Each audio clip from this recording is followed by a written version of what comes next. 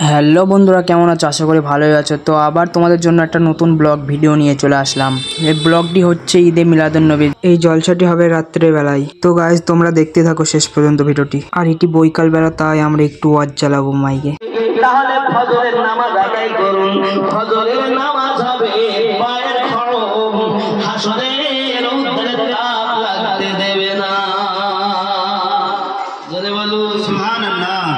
তো গাইজ আমরা এখন স্টেজগুলো সাজাতে থাকবো, সাজিয়ে রেডি করে রাখবো।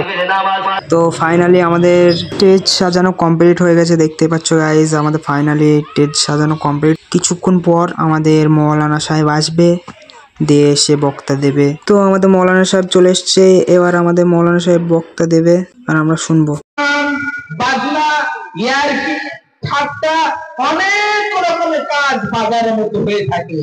এই জন্য নবী মুহাম্মদ সাল্লাল্লাহু আলাইহি ওয়াসাল্লাম বিপদে আলে সঙ্গে সঙ্গে তিনি মসজিদে আগে ছুটে আসেন।